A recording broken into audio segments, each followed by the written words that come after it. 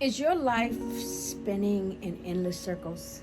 Today, let's break that cycle. I'm your guide. I'm here to help you distinguish between urgency and desperation. And yes, there is a difference.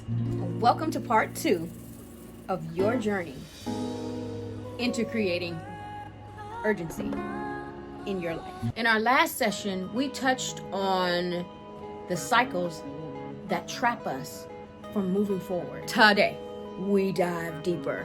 Hyper independence. What does that really mean? Hyper independence isn't about being strong. It's a survival tactic, often stemming from neglect or trauma. It's about not needing anyone. It's fearing that there is no one there to have your back. Imagine how freeing life could be if we could trust more.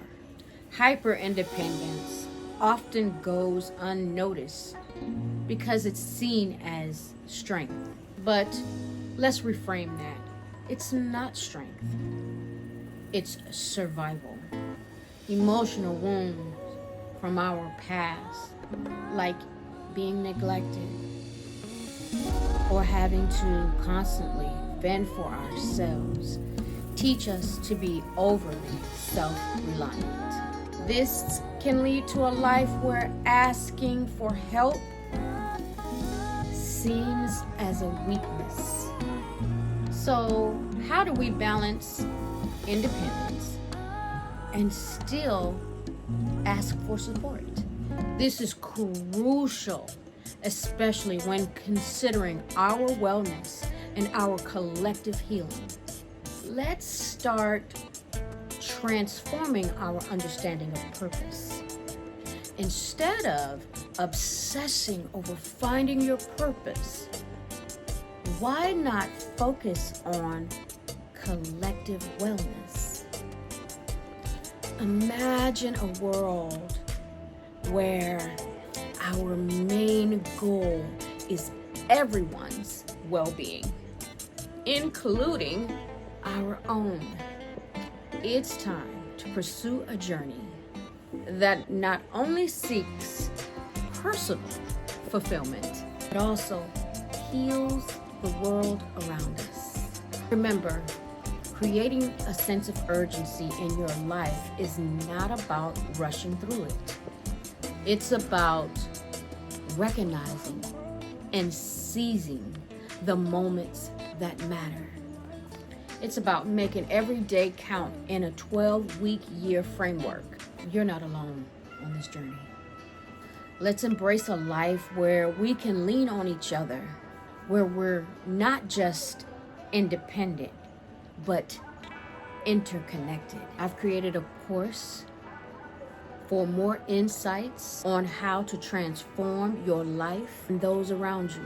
Together, let's make every moment count. And if you're feeling overwhelmed, remember this: taking small, consistent steps can lead to massive changes.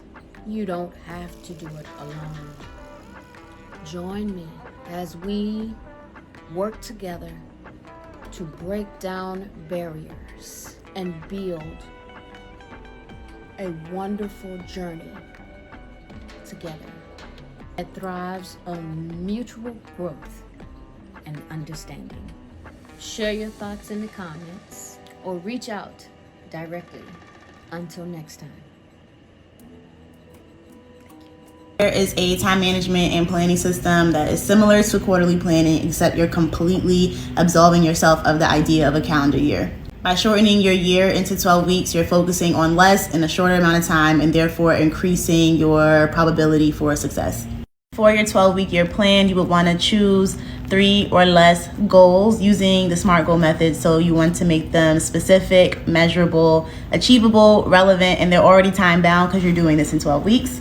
Once you have those goals set, you would identify tactics that will help you reach those goals. For example, say you have a goal of wanting to learn how to play 10 songs on the piano. A tactic for you may be to practice the piano for an hour daily. Those tactics then become tasks that you complete every day or week, depending on how you have each one set up. And at the end of the week, you'll want to reflect and see that you had like an 85 or higher success rate completing all those things. Now you have a roadmap basically telling you what you need to do every day to be where you want to be in the next 3 months. You add in some discipline, a little accountability, and you're set. From there, it's rinse and repeat. So at the end of those 12 weeks, you see how you did, and then you choose your next 3 goals and do it again. Because the focus is so tight and you're not trying to do a little here and there for all of your life's hopes and dreams in a calendar year, a lot of people have found greater success doing it this way. Where quarterly planning is a quarterly breakdown of a greater goal for the end of the calendar year. I like 12-week year because it kind of feels like I have a different project to do every once in a while. I could be focusing all my energy in writing a book in March, April, May, and now in June, my book is done and now I want to learn how to break dance. Had I lived in my current reality, I would still be in my reality that was constructed for me. Mm-hmm. So I had to live in this realm that was dreamt of, and my whole premise was to manifest that dream with strategy.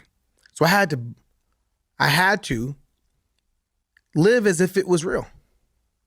I had to live like I already moved my mom out the projects. I had to live like this gang doesn't want me. I'm no use for this gang. Why even get initiated and live that gang life? Let me just keep wearing these suits because these suits that my mom made me are my attire for the world that I'm going to be living in. You have to live. If you living in some place that you know that you don't belong, you know you don't belong there. Why are you stuck in that? So in my mind, I've always been that way. Unfortunately, I can't change how my makeup is. So I'm constantly, if it got me out of that, it's going to get me out of this. And where we are right now, people that live in communities that reflect where I come from are still in some version of that.